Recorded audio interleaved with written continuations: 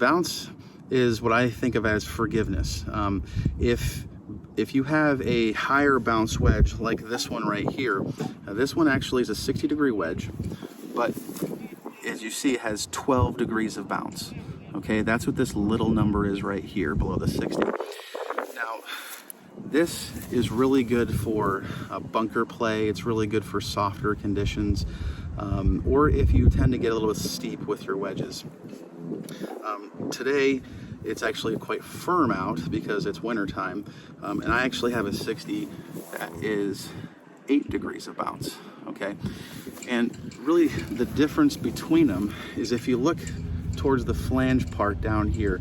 Okay, so here's the leading edge, here's what sticks down below. On the 12 degree, it's going to stick down a lot further. Okay, I'm not sure if you can quite see that, but it's going to stick down. If I lay it flat, right, it's going to stick down a lot further than the 60 that has 8 degrees of bounce. Okay, so this one over here is going to have a lot more forgiveness than this one here. So here I am. I have two balls right here. They're on a slight downslope. This is a very bare lie right here. Okay, very bare. The grass is dead, almost very sandy, and we're going to hit to that very first flag right there. So it's a short-sided pin. So one of the most important things with this shot is to understand where you want to place the ball. Okay, so if you were going to have a flat lie, I like to place the ball just off the inside of my heel. All right, the next thing I like to do, and almost always do, is I open the face just slightly. What does that do? That actually activates this bounce function right here. Okay, so instead of it being leading edge, the more leading edge that you actually play a shot, the more the leading edge wants to dig.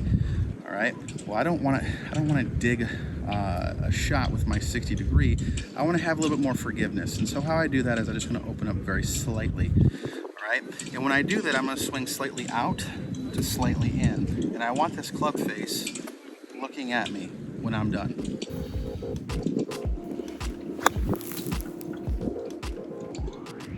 Too many times I actually see amateurs take a really long backswing and a really short follow through. Okay, you actually kind of want the opposite. You want something that comes back a little shorter and that you're accelerating through the whole time. And a lot of times when you keep that acceleration up, you allow the bounce of the club to actually help you out even more. If you decelerate, a lot of times the leading edge gets stuck in the grass, and that's not something that we want for our shots. So I'm going to demonstrate here real quick what we're really wanting.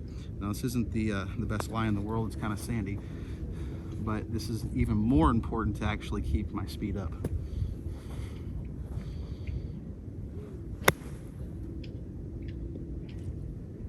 Going.